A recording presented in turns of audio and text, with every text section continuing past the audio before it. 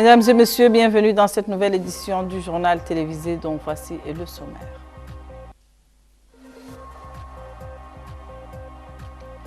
Les autorités mauritaniennes ont lancé ce dimanche un nouveau système de transit biométrique au point de passage frontalier bilatéraux. L'objectif de cette initiative est de renforcer la surveillance des mouvements des voyageurs et d'assurer un enregistrement précis de leurs données. La commissaire à la sécurité alimentaire, Fatoumata Mtratré, a appelé samedi les citoyens non concernés par le programme social Opération Ramadan à s'abstenir de se substituer aux personnes à faible revenu pour lesquelles ce programme a été conçu.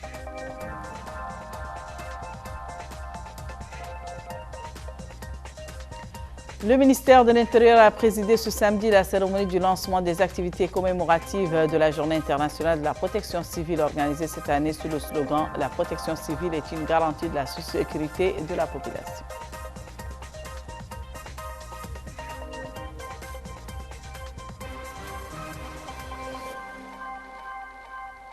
Bonsoir et merci de nous avoir choisis pour suivre les informations de ce second jour du mois béni de Ramadan. La commissaire à la sécurité alimentaire, Fatoumata Mtratré, a appelé samedi les citoyens non concernés par le programme social Opération Ramadan à s'abstenir de se substituer aux personnes à faible revenu pour lesquelles ce programme a été conçu. L'opération Ramadan lancée par le commissariat à la sécurité alimentaire s'articule autour de deux axes principaux, dont des centres de vente subventionnés à Nouakchott et dans les capitales des régions de l'intérieur et des distributions gratuites de denrées alimentaires qui bénéficieront à 18 400 familles à Nouakchott et dans les villes anciennes. Lors d'une visite d'inspection dans certains centres de l'opération à Nouakchott, la commissaire a insisté sur la nécessité d'une gestion rigoureuse des stocks alloués aux programmes sociaux afin que ces programmes parviennent aux citoyens à faible revenu ciblés. La commissaire s'est assurée de la disponibilité et la qualité des stocks des produits alimentaires dans les centres et les magasins de vente à prix subventionnés et de distribution gratuite de produits aux personnes ciblées. Pour ce ramadan, le gouvernement mauritanien a lancé des programmes, des foires et instauré des contrôles de prix sur les denrées alimentaires afin de lutter contre la hausse des prix et soutenir les plus vulnérables de la société selon les responsables. Pour rappel, le panier alimentaire dans les centres d'opération du Ramadan se composant de 25 kg de riz, 25 kg de sucre, 25 kg d'oignons, 25 kg de pommes de terre et 5 litres d'huile, 3 kg de lait en poudre, 1 kg de dattes locales et 10 boîtes de sardines pour un prix de 2675 nouvelles ouguiyas. Le deuxième volet est la distribution gratuite de vivres qui bénéficiera à plus de 18 400 familles à Nouakchott et dans les vieilles villes de Walata, Tichit, Chinguitti, Ouadane et Djewel, en fournissant des paniers alimentaires comprenant du blé, du riz, du sucre, des pâtes alimentaires, de l'huile et des dattes. Le prix de l'emblématique tomate mise à toutes les sauces durant le Ramadan a pratiquement doublé en raison de la surtaxe imposée aux produits agricoles importés, notamment du Maroc. À Nouakchott, les importateurs, détaillants et consommateurs en témoignent. Instaurée pour la première fois en 2024 par le gouvernement mauritanien dans le cadre de loi de finances rectificative, cette surtaxe sur les légumes importés a été reconduite par la loi Finances 2025. Ainsi, la taxe appliquée sur les légumes importés est passée de 13,73% en temps normal à 39,23% durant la période d'application de la surtaxe. Selon les explications des autorités mauritaniennes, cette surtaxe s'applique durant la période qui coïncide avec la récolte des produits nationaux qui commence à la mi-février et s'étend jusqu'à fin juin. La loi de finances 2025 précise que la période sera prolongée pour les tomates et les oignons jusqu'à la fin août de chaque année. Par effet domino, cet ingrédient rajouté par la Mauritanie pour protéger ses productions maraîchères s'est retrouvé dans l'assiette du consommateur. Ce phénomène de hausse concerne également d'autres légumes comme la pomme de terre, les choux ou la tomate importée du Maroc est devenue trop chère. Avant-hier, le kilogramme coûtait 32 ouguiyas. Celui de la carotte est à 25 ouguiyas. La tomate de Mauritanie coûte moins cher, mais sa qualité laisse à désirer. Le ministère de l'Intérieur a présidé ce samedi la cérémonie de lancement des activités commémoratives de la Journée internationale de la protection civile organisée cette année sous le slogan « La protection civile est une garantie de la sécurité de la population ». En cette occasion, il a été officiellement déclaré que les interventions des services de la sécurité civile se sont accrues de 12,76% en 2024 par rapport à 2023. Compte rendu, Abdelmejid Salem Mejbour Saleh. En effet, les propos du général Oulamar ont été tenus lors de la célébration de la Journée internationale de la protection civile. Organisée cette année sous le slogan « La protection civile est une garantie pour la sécurité de la population » et de l'inauguration de la nouvelle caserne de la sécurité civile dans la commune de Tawrak-Zeina. Le délégué général à la sécurité civile de Mauritanie, Abou El Mali Hadi Sidi Oulamar, a indiqué que son secteur a effectué 4083 interventions en 2024. Avec une moyenne de 11 interventions par jour, au mois où les médias font état d'une augmentation significative des incendies. Le nombre d'interventions des équipes de la sécurité civile est passé de 3621 interventions en 2023 à 4083 en 2024, soit une augmentation de 12,76% en raison de l'augmentation de la fréquence de la sollicitation des citoyens pour des interventions, a expliqué le délégué général. Le délégué général a ajouté que son secteur a renforcé ses capacités avec une variété d'équipements de sécurité civile, dont 6 camions de pompiers dans les zones rurales, 13 ambulances équipées du matériel nécessaire, 6 véhicules de liaison et de commandement et 3 drones de reconnaissance aérienne. Selon Oulamar, la délégation générale à la sécurité civile a préparé un plan quadriennal pour les années 2024-2027 basé sur 4 axes principaux. Le renforcement des capacités opérationnelles, des capacités institutionnelles et organisationnelles, le développement de la culture, de la sécurité et le développement des relations de coopération. Il a souligné que son secteur a adopté une nouvelle approche et en se concentrant sur la prévention et la cartographie des risques, en impliquant toutes les parties prenantes dans leur traitement et en créant des centres de recours équipés des moyens nécessaires dans les communes les plus peuplées et les plus actives économiquement. Il a promis de renforcer les relations de coopération et de partenariat avec les pays et les organisations, notamment les Nations Unies, l'Union européenne, l'OTAN, la Banque mondiale, l'Union méditerranéenne et l'Agence française de développement.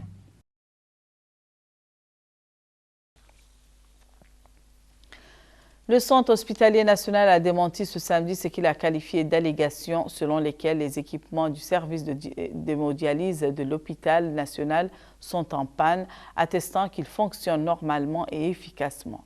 Dans une mise au point publiée sur Facebook, le centre a fait référence à des informations erronées circulant sur les réseaux sociaux conseillant aux gens de ne pas se laisser influencer par les rumeurs sans fondement et de vérifier les informations auprès des sources officielles. Le centre souligne que tous les services travaillent efficacement selon les normes sanitaires requises, malgré la forte pression exercée sur eux par les patients et leur nombre croissant qui dépasse le nombre prévu. Malgré la pression supplémentaire sur le personnel médical et l'équipement de l'hémodialyse du centre, celui-ci prend les mesures nécessaires pour alléger la pression sur le département et fournir les services nécessaires aux patients, indique le communiqué. Les autorités mauritaniennes ont lancé ce dimanche un nouveau système de transit biométrique au point de passage frontalier bilatéraux. L'objectif de cette initiative est de renforcer la surveillance des mouvements des voyageurs et d'assurer un enregistrement précis de leurs données. Le général Mohamed Cheikh Mohamed Lemine, directeur général de la sécurité nationale, a supervisé le lancement du système au point de passage de Kahedi, connu sous le nom de Coral Omarli. Ce dispositif repose sur les unités biométriques qui enregistrent les données personnelles des voyageurs et des personnes traversant la frontière, le tout étant relié à une base de données centrale. Selon un communiqué de la police, 35 points de passage frontaliers ont déjà été équipés de cette technologie et des efforts sont en cours pour étendre son déploiement à d'autres zones sous la supervision des autorités sécuritaires. Le communiqué a également confirmé que la formation des opérateurs chargés de l'utilisation de ce système a été complétée, garantissant ainsi une efficacité et une application optimale. Nous poursuivons ce journal avec un flashback sur l'événement sportif qui aura marqué cette semaine qui s'achève à travers notre Focus Hebdo.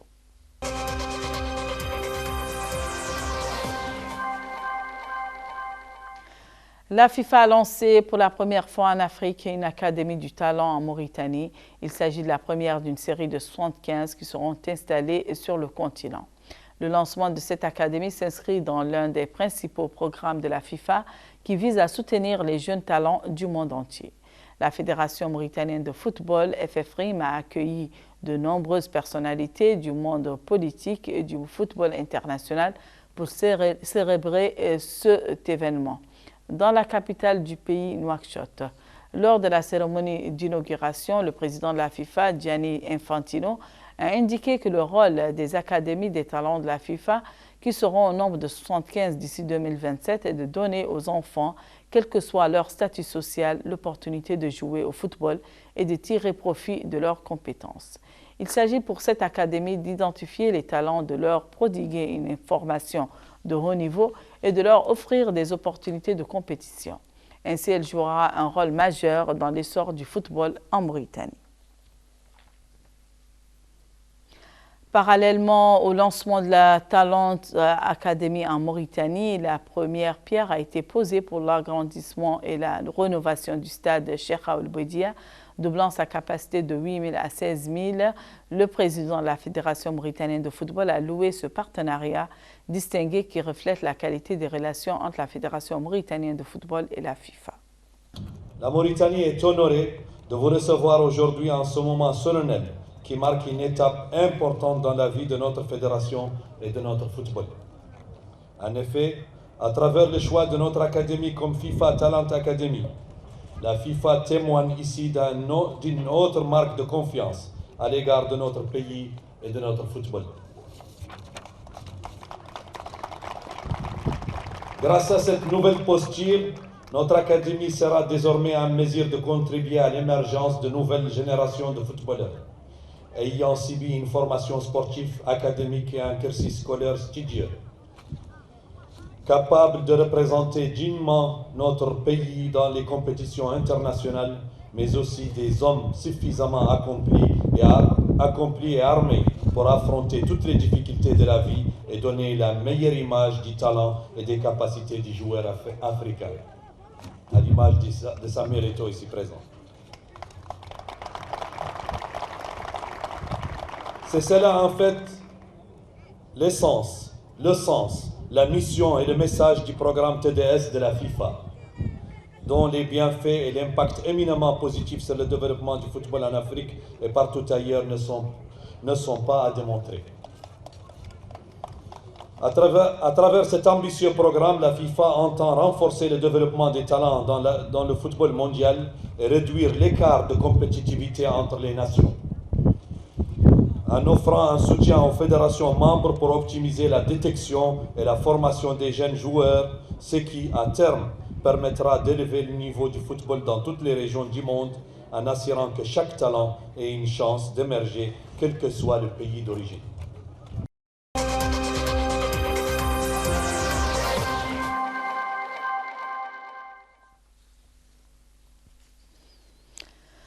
Nous ouvrons à présent notre académie quotidienne du Ramadan.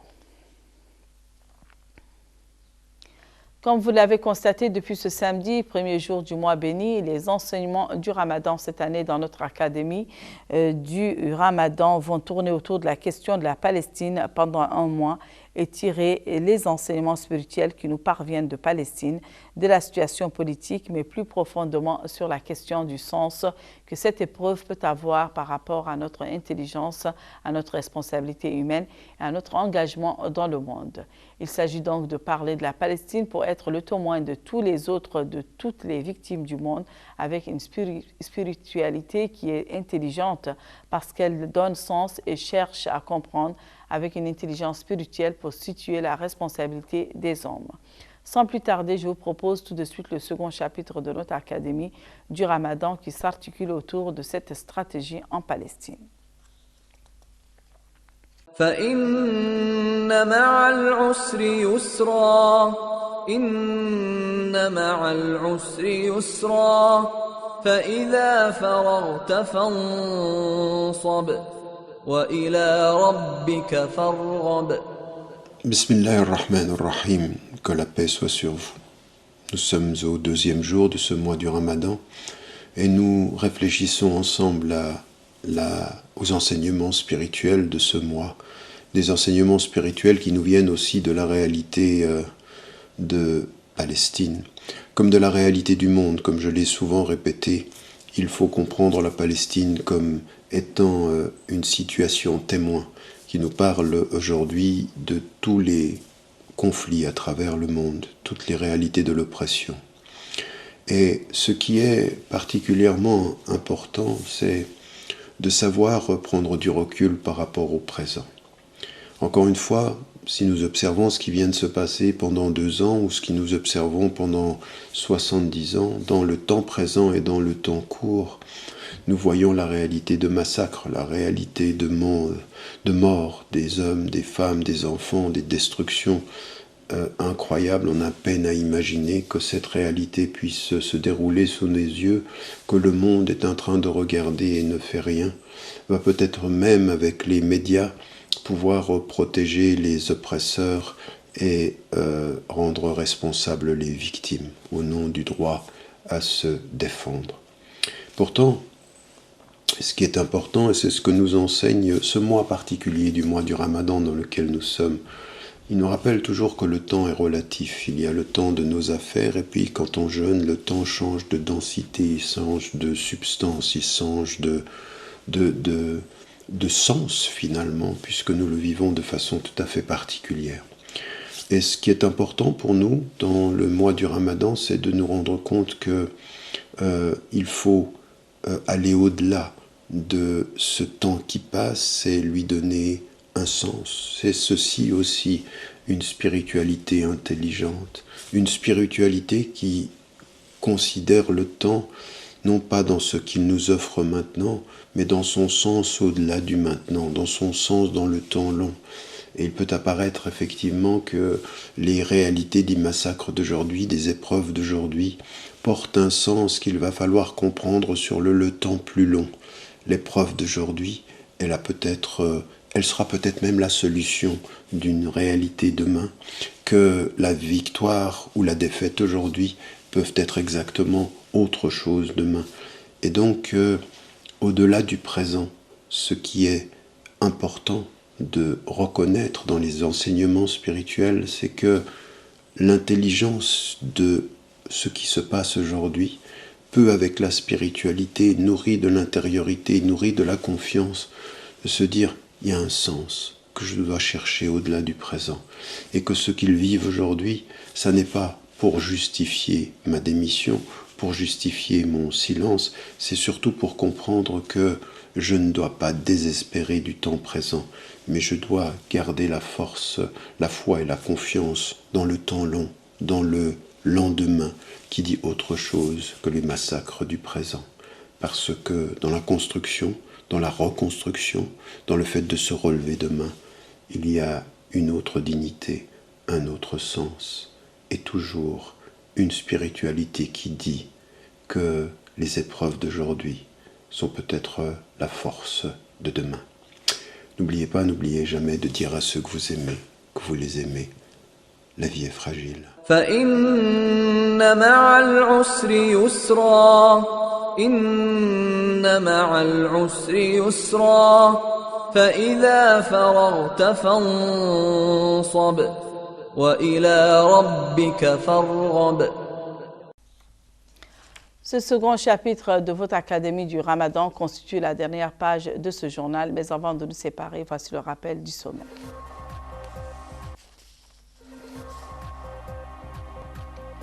Les autorités mauritaniennes ont lancé ce dimanche un nouveau système de transit biométrique au point de passage frontalier bilatéraux. L'objectif de cette initiative est de renforcer la surveillance des mouvements des voyageurs et d'assurer un enregistrement précis de leurs données. La commissaire à la sécurité alimentaire, Fatimata Mkhatri, a appelé samedi les citoyens non concernés par le programme social Opération Ramadan à s'abstenir de se substituer aux personnes à faible revenu pour lesquelles ce programme a été conçu.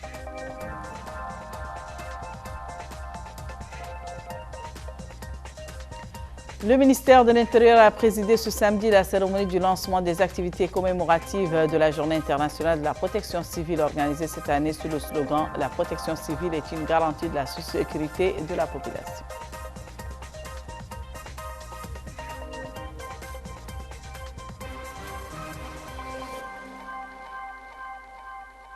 Mesdames et messieurs, ainsi donc prend fin cette édition. Merci de votre attention et bonne suite de programme sur El Mourabitoun.